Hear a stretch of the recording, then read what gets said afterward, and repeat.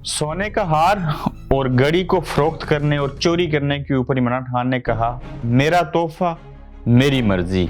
मजीद क्या कहा, और इसके बाद दो तलवारें एक म्यान में नहीं रह सकती, बल्कि इससे भी वर्स्ट सिचुएशन हो गई पाकिस्तान के अंदर।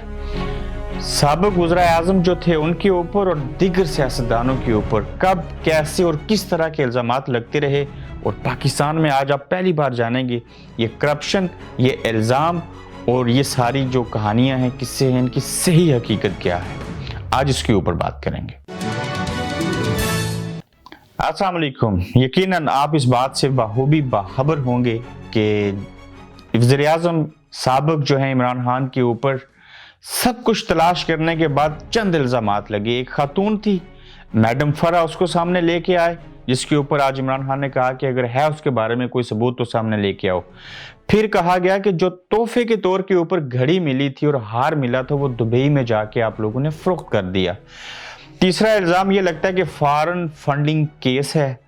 फिर कुछ बिल गेट्स के हवाले से चीज़ों को बात की जाती है, यानी कि तलाश करने के बावजूद इन लोगों को समझ नहीं आ रही कि इस शख्स के ऊपर किस तरह का भयानक किस्म का इल्ज़ाम लगाया जाए और पकड़ दकड़ की जाए। बहरहाल इल्ज़ाम लगाने वाले और कुछ करने वाले जब चाहें तो बहुत कुछ कर सकते हैं।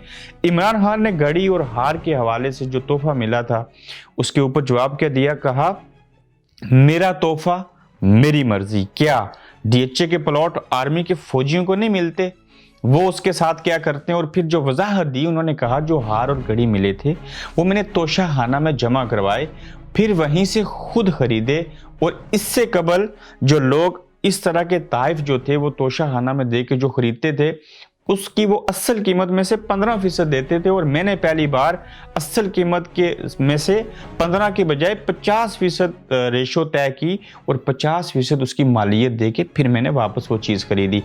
फिर मैंने कहा कि दो तलवारें एक म्यान में नहीं रह सकती। मौलाना फजलुर रहमान बोलना शुरू हो गए, उन्होंने कहा कि कौम की अमानत ईमानदारी से कौम के पास जानी चाहिए, यानी कि इलेक्शन की तरफ जाया जाए। ऐसा क्यों हो रहा है?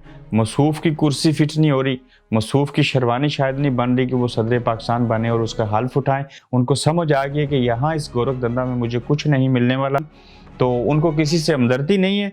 लेकिन ये PDM के अंदर दो नहीं, एक म्यान में 3 तलवारें हैं, ये तो आपस में खूब टकराएंगी। इसके बाद आ जाते हैं सियासतदानों के ऊपर जो इल्ज़ामात लगते रहे। जैसे इमरान खान की मिसाल आपको दी कि एक शख्स जो कमेंट्री करे, एक शख्स जो यहाँ का रॉयल फैमिली जो थी उसने उसको ऑफर की, उसने कभी किसी से कुछ नहीं लिया। फिर आगे आ जाएं, शहबाज शरीफ 16 अरब रुपए मकसूद चपड़ासी के अकाउंट में पैसों के इल्ज़ामात थे। हमजा शहबाज CM बन के उनके ऊपर इल्ज़ाम थे। उस इल्ज़ाम की क्या हैसियत जिसके बाद वो इल्ज़ाम मुल्ज़म इंसान होने के बावजूद दूसरे दिन मुल्क का हुक्मरान बन जाए, और उस नैब की क्या हैसियत जो इस तरह के केस बनाए। और जैसे ये नैब के केसेस होते हैं बिल्कुल उसी तरह इन सियासतदानों की बीमारियां होती हैं। मिसाल ले लीजिए, नवाज शरीफ साहब बीमारी के बहाने लंदन आके, जबकि एक प्लान के तहत इस्टेब्लिशमेंट ने इनको जेल से निकाल के यहाँ खुद भेजा था। फिर पाकिस्तान के 2 स्टार से भी ऊपर स्टार वालों ने और साबिक जज्जू ने मियां नवाज शरीफ साहब से, इसहाक डार साहब से माफ़ियाँ मांगी हैं। इस चीज़ का मुझे भी इल्म है। फिर आप देखें कि नवाज शरीफ के ऊपर आज जो बातें मैं कह रहा हूँ इनको बागौर सुनते जाएं।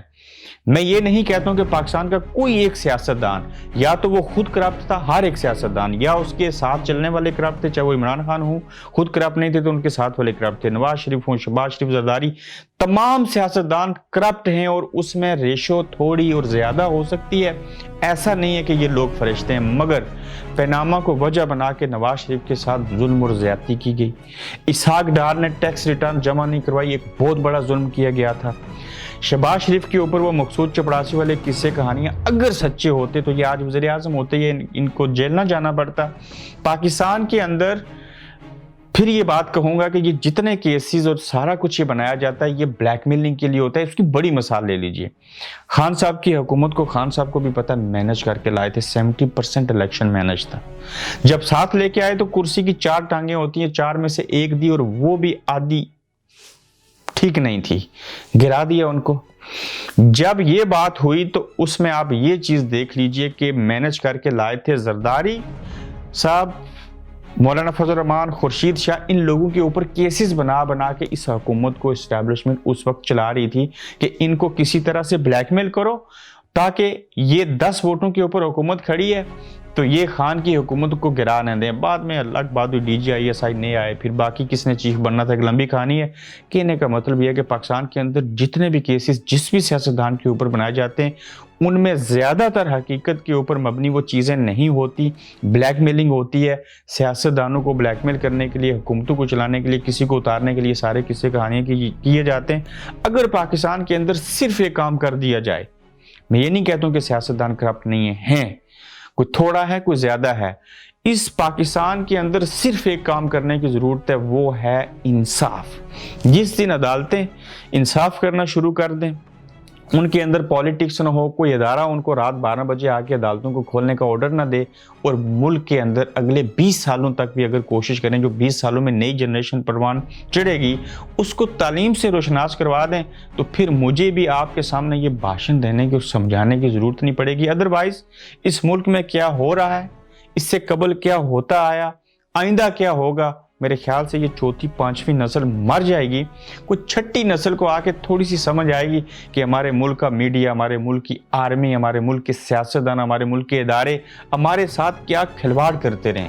तो ये एक ऐसा गोरख धंधा है जिसको समझने के लिए गौर व फिक्र की ज़रूरत है और हिकमत की ज़रूरत है। तो अपना फीडबैक ज़रूर दीजिए। लेंथी वीडियो बना दी, ज़्यादा बातें होगी आज। क्या आप इस तरह की किस्से, कहानियां और बातें सुनना चाहते हैं? आप देख रहे हैं गोरख धंधा अब्रार कुरैशी के साथ।